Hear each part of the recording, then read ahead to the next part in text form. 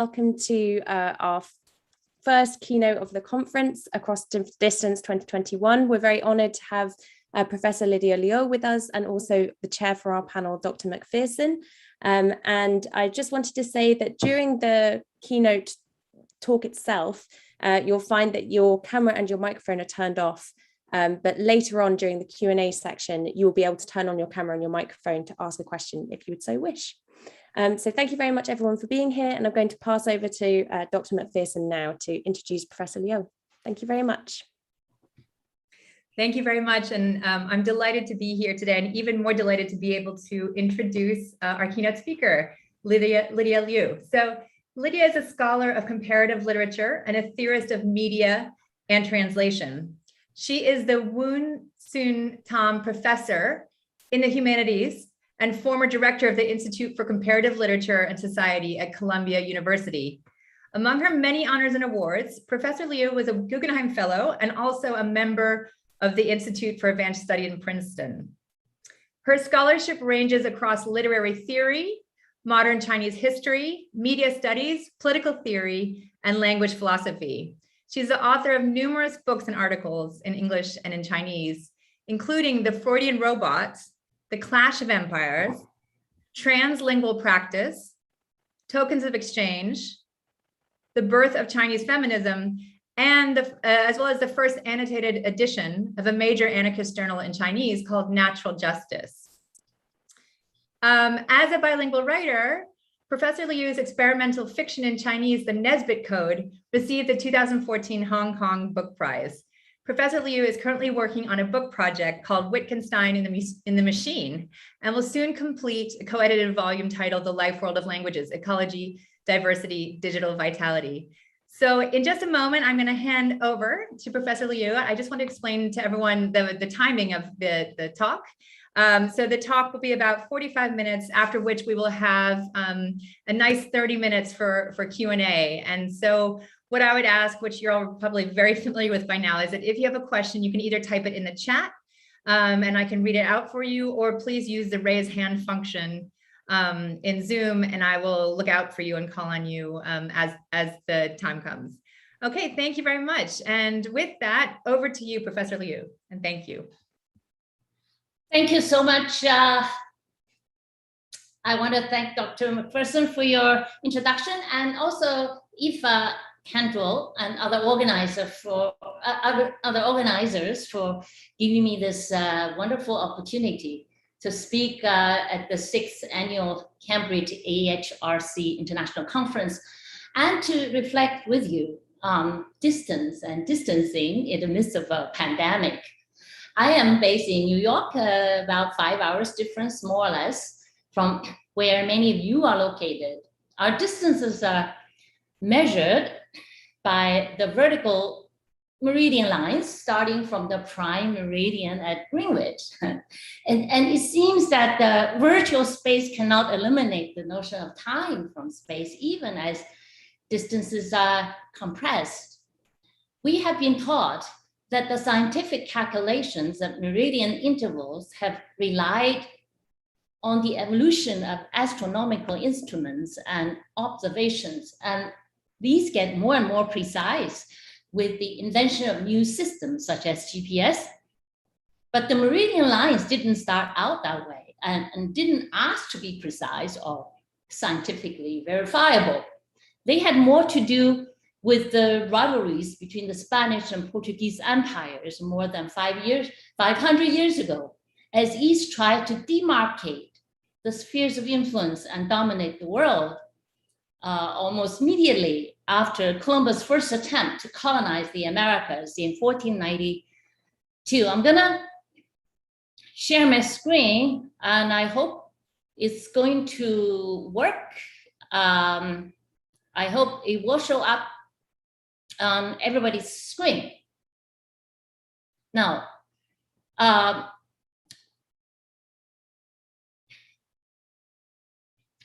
so I'm going to, in my presentation today, I'm going to take Carl Schmitt's discussion of the global linear thinking. It's his word, global linear thinking in a different direction. But first, for those of you who are not familiar with his interpretation of Nomos, let's go through some of his quotes so we get familiar, and then I hope I can push this discussion in a different direction. Schmidt. Nomos comes from Naaman, a Greek word that means both to divide and to pasture. Thus, Nomos is the immediate form in which the political and social order of a people becomes spatially visible. The initial measure and division of pasture land, i.e. the land appropriation, as well as the concrete order contained in it, following from it. Now, Schmidt's concern in that book is mainly the origins of international law and the history of empire that is entangled with it. So then, if you haven't read it, I recommend it highly. Should help us think about today's world as well. But I have my disagreements with him as well. Here's another quote. The page numbers I give you come from the English translation. I think there's only one English translation, so I'm not going to give you the citation. So here's a quote coming from his analysis of this Greek etymon.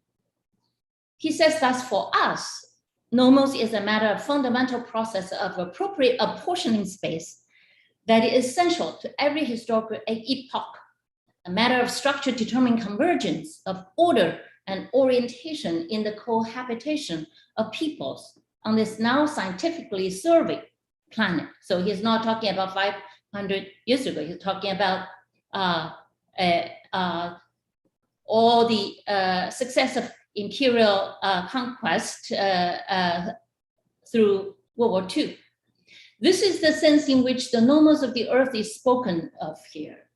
Every new age and every new epoch in the coexistence of peoples, empires, and countries, of rulers and powers, power formations of every sort, is founded on the new spatial divisions, new enclosures, and new spatial order of the earth. So this is Schmidt's interpretation of nomos.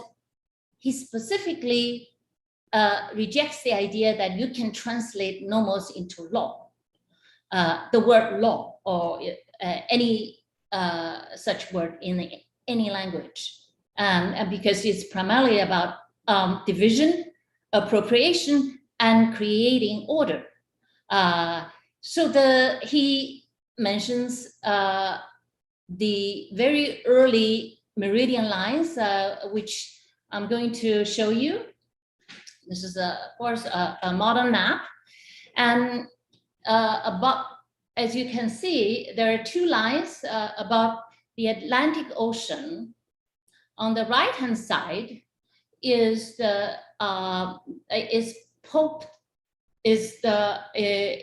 Bull Intercitera meridian, the Pope's earlier attempt that was just soon after Columbus' conquest in 1493. So that is the first, very first line, but it didn't matter as much as the one to its west, which is called the 1494 Treaty of Tordesillas meridian. And then, so basically Pope Alexander VI global line ran parallel to this other line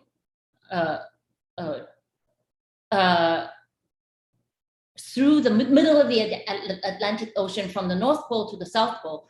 With these lines established, the two imperial powers, the Spaniards and the Portuguese, agreed that all newly discovered territories west of the line would belong to Spain, and those to the east of the line would belong to Portugal.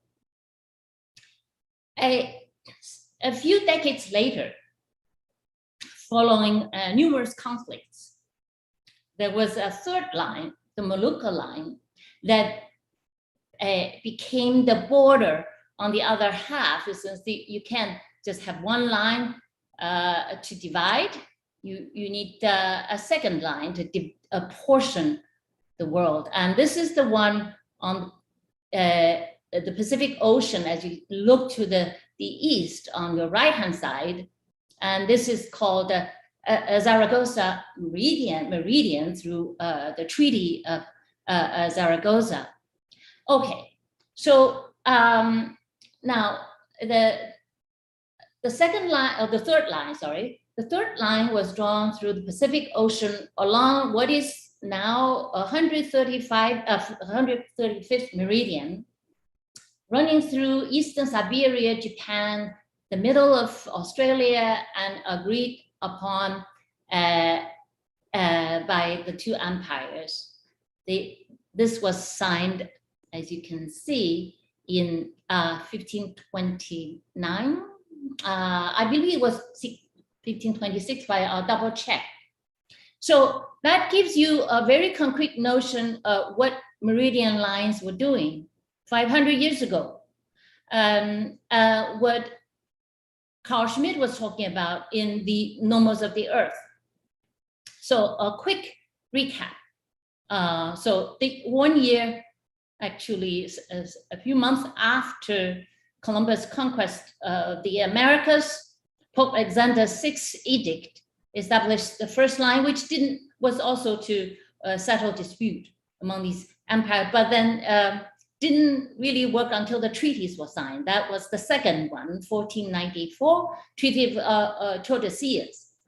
And then I should mention that before the second line, the third line was set up, Zaragoza line was set up, there was this Portuguese diplomat and merchant who arrived in China. That was in the Ming Dynasty. And then to cut the long story short, they got in military conflict with China, and the Portuguese were defeated at the Battle of Kunming, and so the Ming that resulted in Ming's expulsion of the Portuguese to Macau. So that's why they were in Macau for hundreds of years. Okay, why were the Portuguese there, not the Spaniards? Because of the meridian lines that were agreed upon through the treaty. This treaty, of course, they didn't really respect the treaty, but the idea was there. Sometimes they did. All right.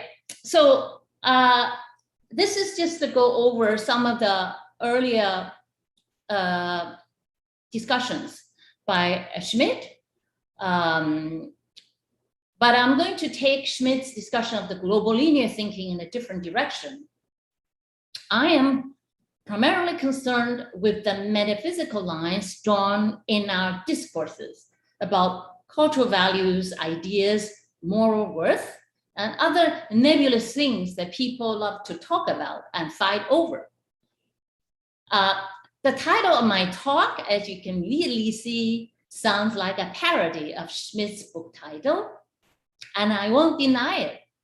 But it is also meant to push his analysis to that nebulous ocean of ideas so we can make the obscure lines or the shadows of the Nomos of the Earth appear, and see how these metaphysical lines of division can enable and also mask political struggles. And the argument is not about whether the Nomos of the mind is less real than the Nomos of the Earth. That's not the point. My point in pushing this discussion is to have us think about the Nomos of the mind as the shadows of the nomos of the earth, and there are connections between the two. But today's focus is on the metaphysical divisions, and then and see these lines hold. Each time we insist that human rights or some other universal moral value belongs to the West, or is simply a Western idea, whether you want to embrace it or to reject it. We are essentially reasserting the metaphysical lines of division that divide the world and divide our minds in a number of predictable ways. I raise this point not just to flag a contradiction of terms in the ubiquitous appropriation of the universal to the West, which I have already written about. This I'm referring to an essay published in Critical Inquiry called The Shadows of Universalism, about 6 or 7 years ago.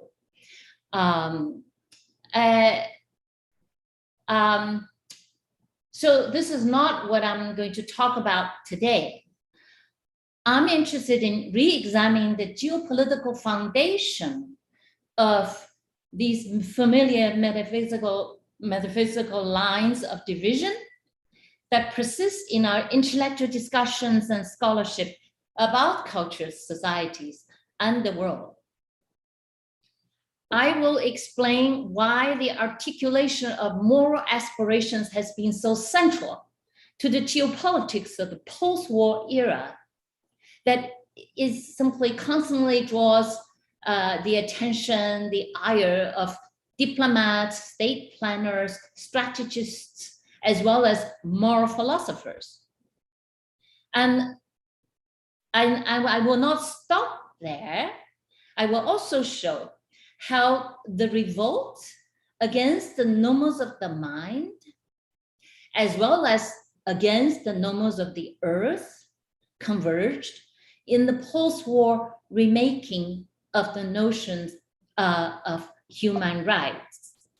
Okay, so that's where, let me see if I can find, yes, so that's where I'm taking the nomos of the mind. And so it's really about the metaphysical lines of division, and the focus is on the geopolitical foundation of moral debates, human rights. But why human rights? Is this a Western idea? I think when I raise this issue in class, people will nod their head. Now, are you so sure? What is at stake when someone decides to defend the universalism of human rights or speak against it? I would like to situate these questions in the larger Cold War context by taking you to a declassified document drafted by one of the architects of the Cold War, George Kennan. In fact, he's often regarded in the United States as the architect of the Cold War.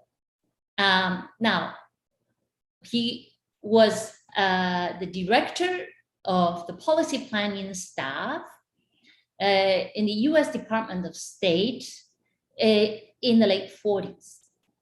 That was when the Cold War planning was formulated. And then the declassified document I'm referring to is called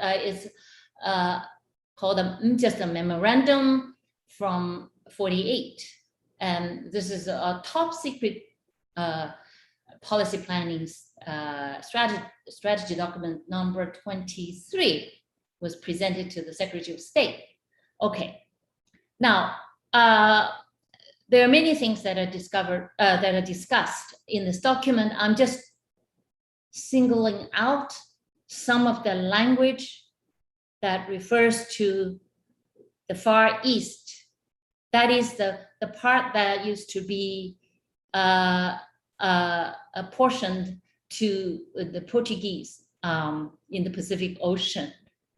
Here's what he says is quite striking. We have about 50% of the world's wealth, but only 6.3% of its population. This disparity is particularly great as between ourselves and the peoples of Asia. In this situation, we cannot fail to be the object of envy and resentment. Our real task in the coming period is to devise a pattern of relationships which will permit us to maintain this position of disparity without positive detriment to our national security. Now, it's very interesting, if anyone is interested, to compare this ratio with what has happened since then,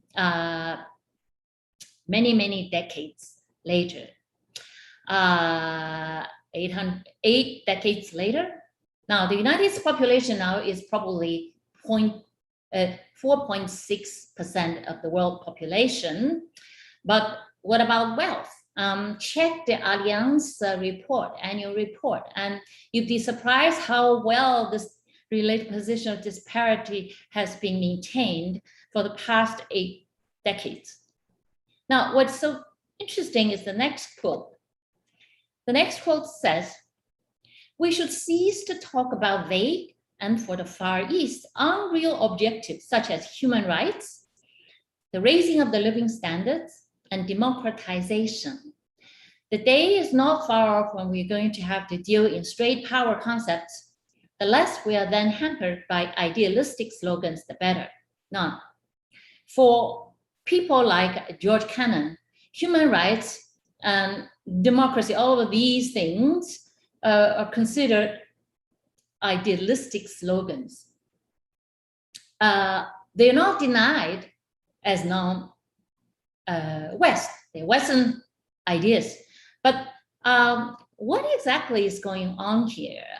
If you look at what's going on, I'm sure you're struck by the similarity of the kind of language that people use today in talking about Afghanistan, the post-US withdrawal from Afghanistan, the kind of soul-searching, if there's any such a thing, about what went wrong.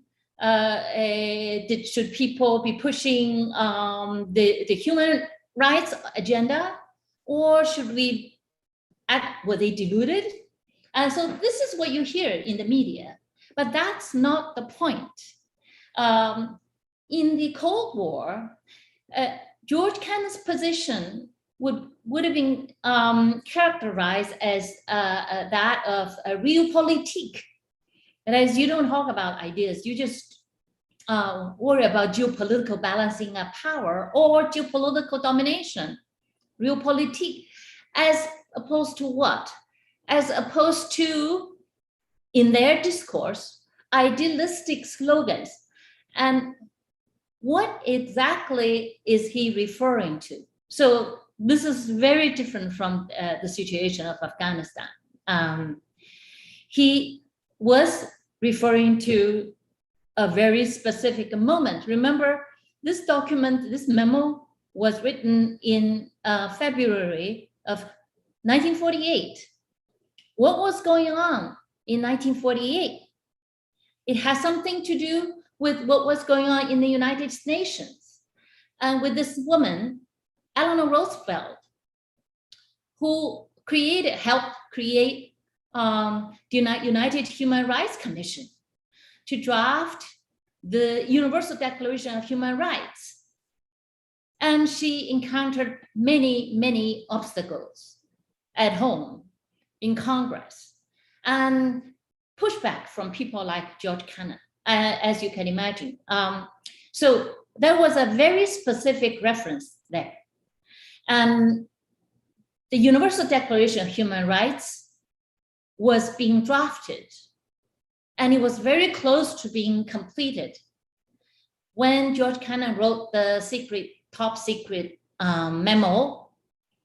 And this document, as many of you probably remember, was ratified, approved by the General Assembly in December of that year. So we need to be very clear about the dynamic that was going on. So it was not just about idealistic slogans. There was real struggle going on at the United Nations as well, as we will see soon. So just to remind people of what this was all about, I have done some research, and this is the value of archival research when you can see some things clearly. International Bill of Rights consists of 3 documents. The Universal Declaration of Human Rights passed in 1948, the International Covenant on Civil and Political Rights, the International Covenant on Economic, Social, and Cultural Rights. Okay, so as you can see, it really took many years before people, diplomats and governments could agree on some of the basic tenets and articles in number 2 and number 3 of the International Bills of Rights. Okay, so that's the larger picture. I'll come back to this later. Now, so the question that was raised back then, not just now, was, is the idea of human rights universal? It was a very contentious idea. So later, this document itself got in trouble because, for example, some Asian countries would say the idea of human rights is foreign to non-Western societies, and the best known debate is the Asian values debate in the 1990s, spearheaded by diplomats, intellectuals from Singapore. Many of you are too young to remember this, but that was this debate. That is, don't talk to us about human rights. We have a different cultural value. Okay, so from the very moment when the document was drafted to the present, the universalism of human rights has always been contested. Now, I'm going to show you some of the objections and comments that came up during the drafting process. There were many, many comments and objections, letters. Du Bois, for example, also wrote to the Human Rights Commission, asking the commission to consider the situation of African Americans, race relations, and all of that. I'm going to draw your attention to a number of them here. There are a couple of them, but I can only focus on one. A very interesting letter from the American Anthropological Association called A Statement on Human Rights, that was sent almost as soon as the drafting process began.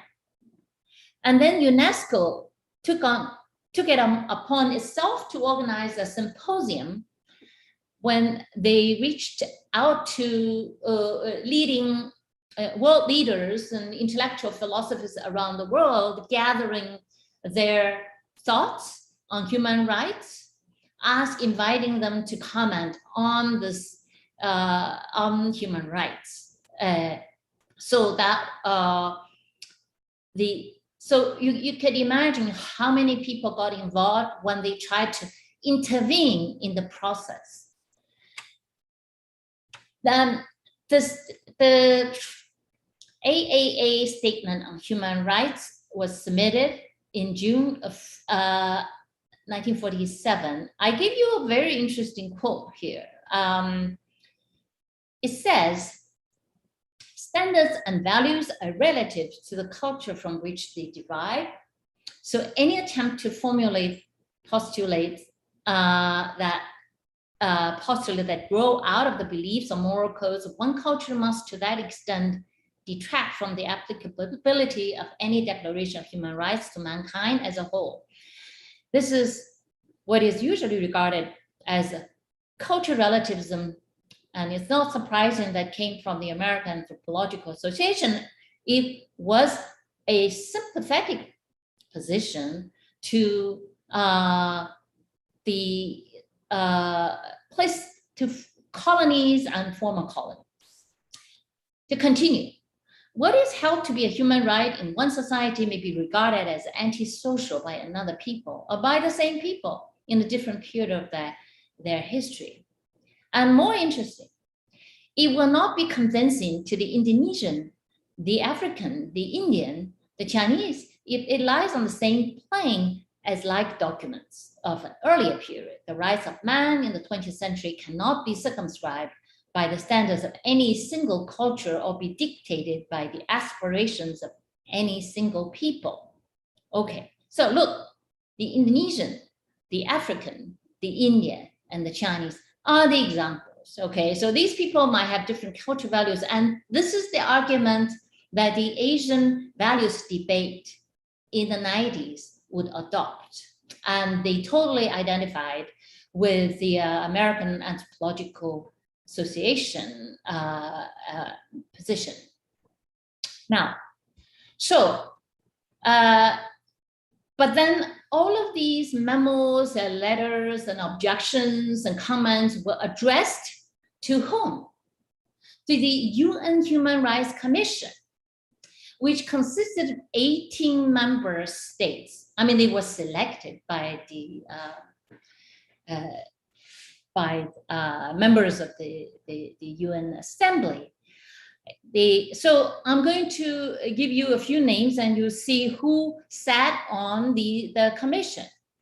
Carlos Romulo, Filipino, Hans Ameta, an Indian ambassador, Zhang Tongchun, this is the Chinese representative who was the vice chair of the Human Rights Commission, working with the chair, Eleanor Roosevelt. He played a very important role in drafting this document.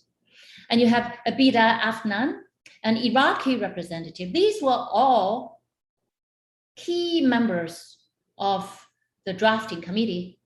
And Imru Zelik, Ethiopian representative, okay?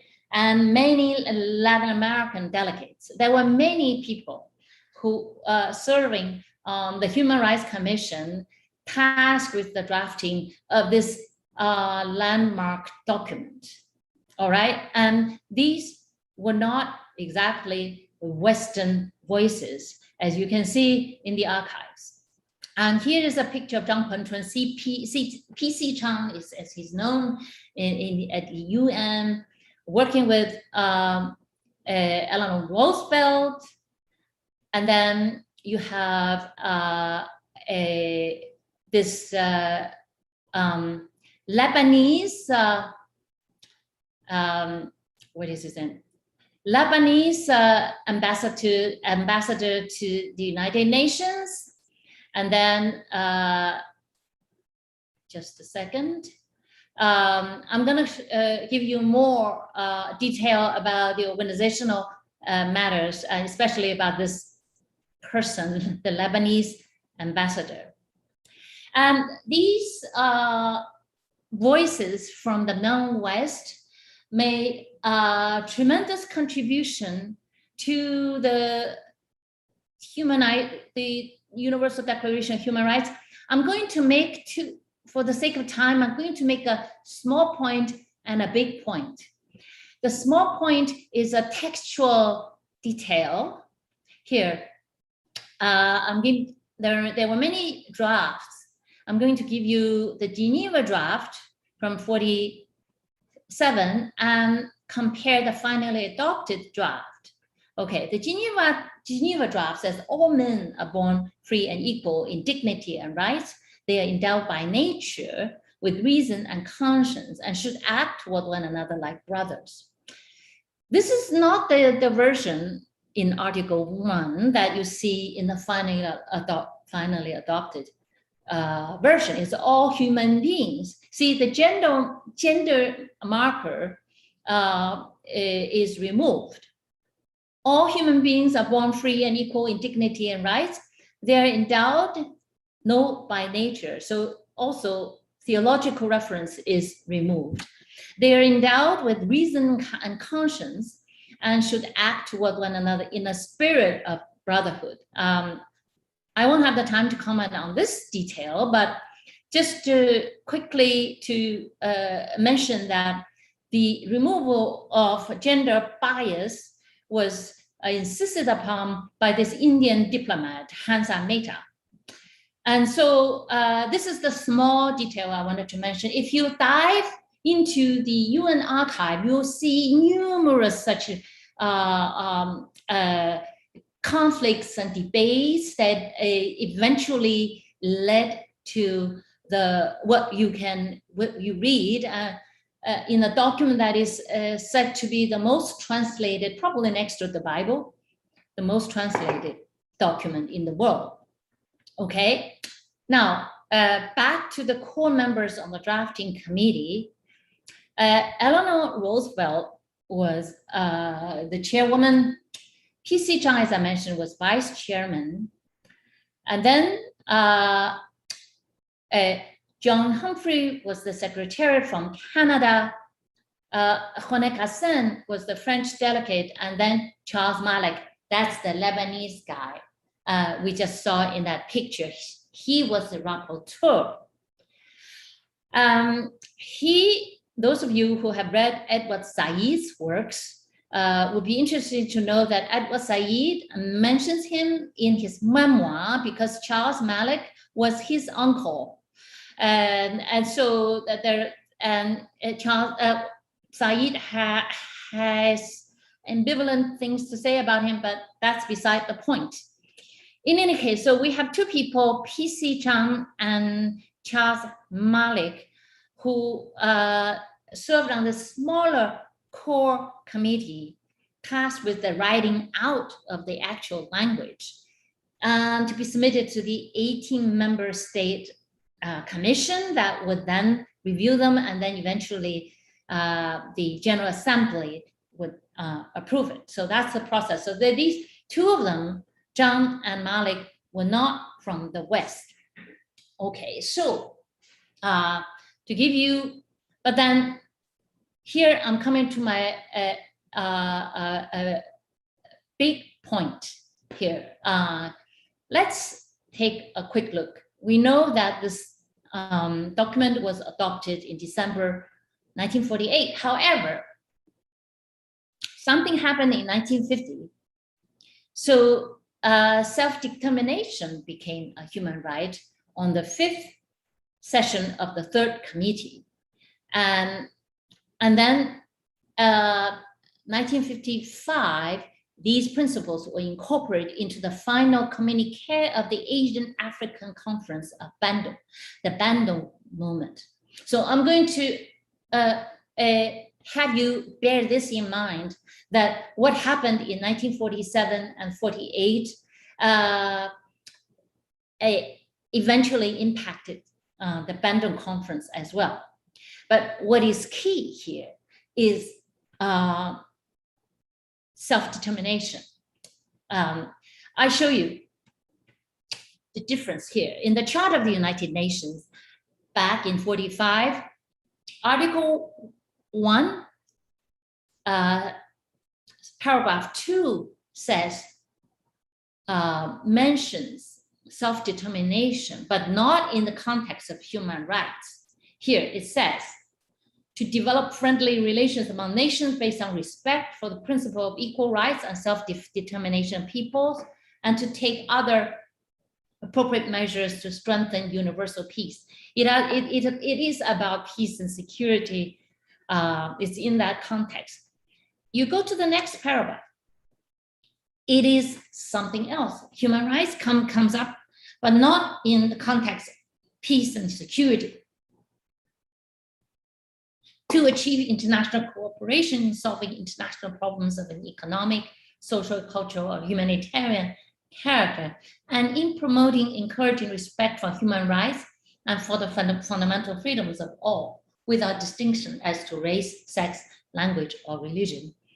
Okay, so these belong to separate paragraphs and separate references. Now, many years later, referring to these documents, a very well-known international legal theorist, Louis Henkin, who used to teach at Columbia University, wrote about how self-determination became a human right. He said, anti-colonialism, like the Cold War, also pervaded the Human Rights Commission and colored the Human Rights Covenants. In the colored, the pun is intended here. Self-determination was added to the roster of human rights as an additional weapon against colonialism, although there was no suggestion that this was a right of the individual. Human rights was being used as a political weapon against colonialism or economic imperialism, not to enhance the rights of all persons against all governments. This is still the textbook view of human rights in spite of what happened in 47, 48, and 1950. I'll show you. So this has been debated, how can you regard self-determination? Even the UN Charter separates them, and they don't belong together. Okay, so Henkin confirms this view. So then the next question is, how did self-determination get written into human rights? I'll run a little faster here because I need to abide by my time. First, Belgium proposed to add a colonial clause to the draft covenant on human rights in 1950, 2 years later, with the support of Britain, France, and the United States. The colonial clause would exempt colonial territories from the application of the human rights covenants on grounds of cultural difference and civilizational status. By the way, if you recall the International Bill of Rights, it's 3 documents. The first document, which I'm talking about, is a moral statement. It has no legally binding power. Whereas the covenants that after 1948, the United Nations was working on, the covenants, 2 covenants, would have legally binding force. Okay, so in light of that, Belgium proposed a colonial clause. And so, of course, Belgium held colonies in Africa. In fact, in 1946, as you can see, there are just a few pockets of independent nations in Africa. This is the continent Africa. And the majority of these territories were still under colonial rule after World War II. Okay, so that's the context under in which the Belgian representative proposed that colonial clause. Here's the proposal.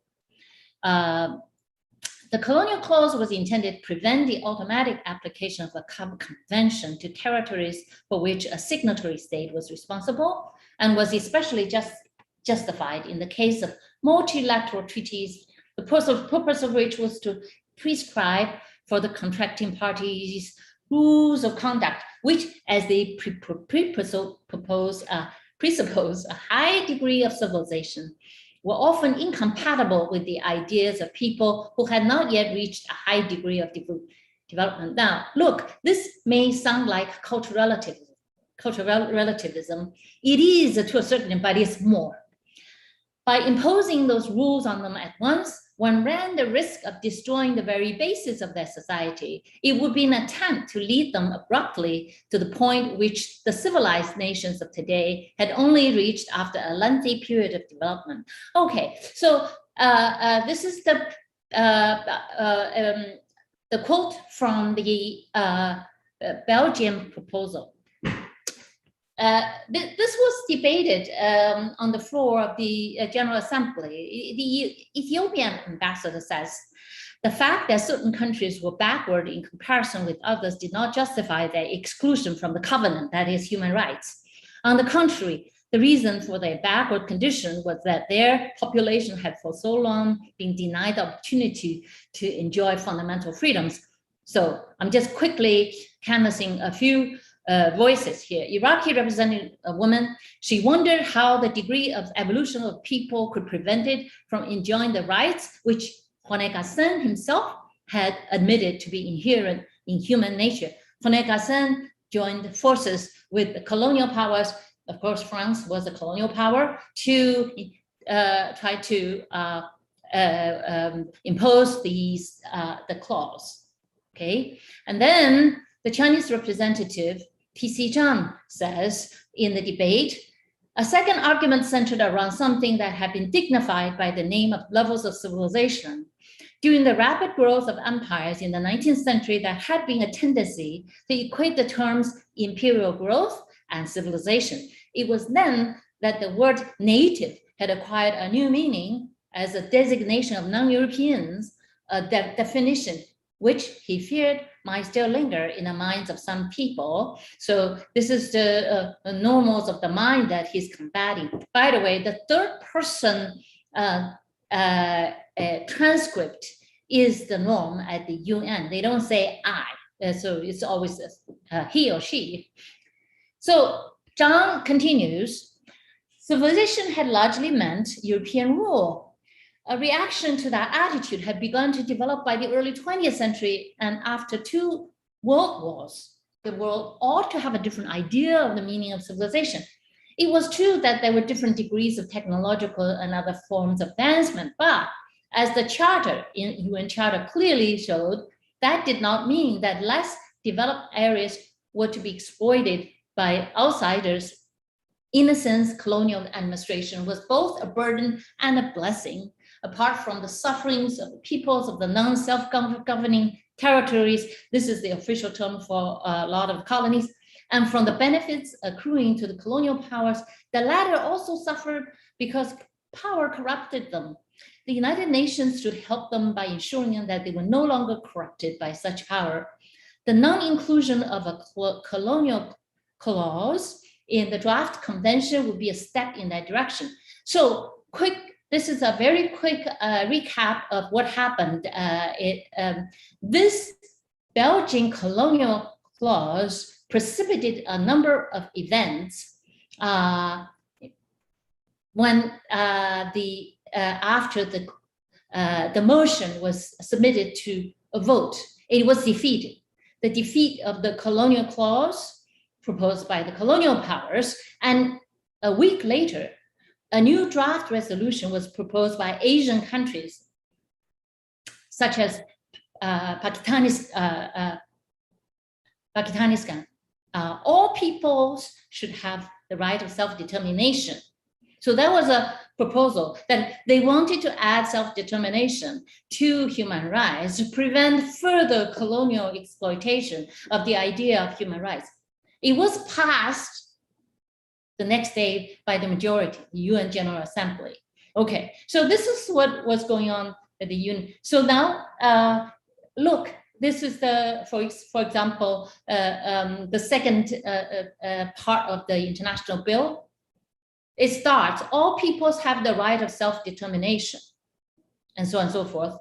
And these was linked to their social and cultural, economic and cultural development. Now,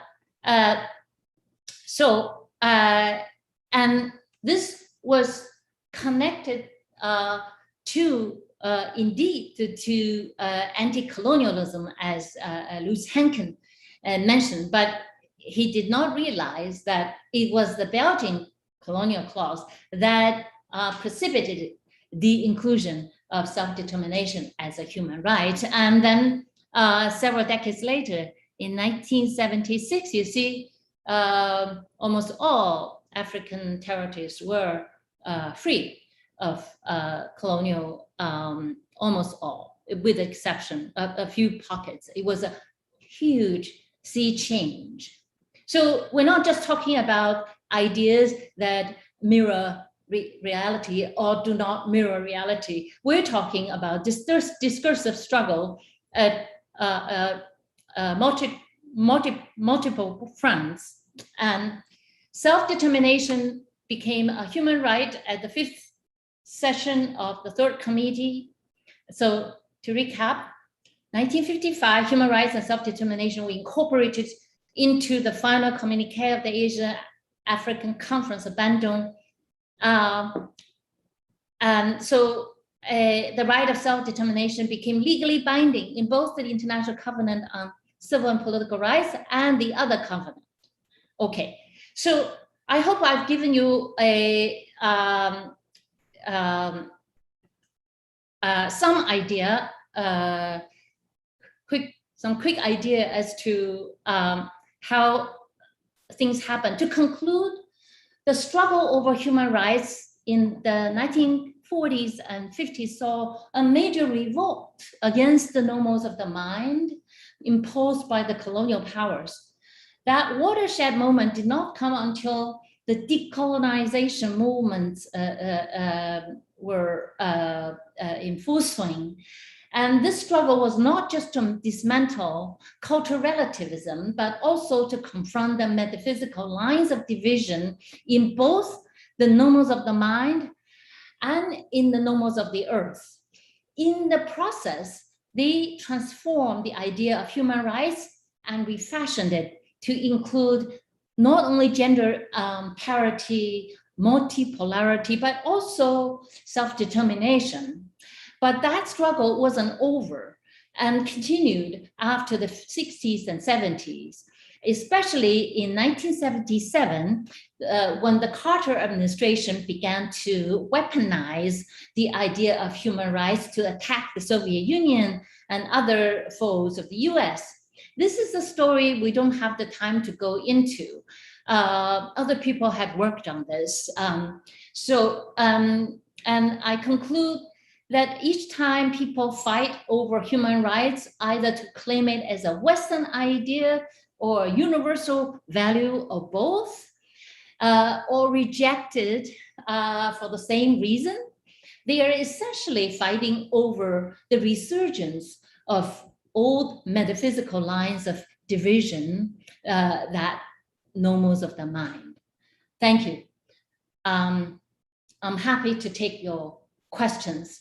I think Professor McPherson will moderate the discussion. Yes, absolutely. Thank you so much. I see a lot of people are applauding using the applause signal. I just want to add to that. That was fascinating. And I was really gripped by your unearthing of all of this material from the archives and what that tells us about this struggle that you're talking about over the kind of the discourse of human rights and the nomos of the mind. So I just want to thank you for a fascinating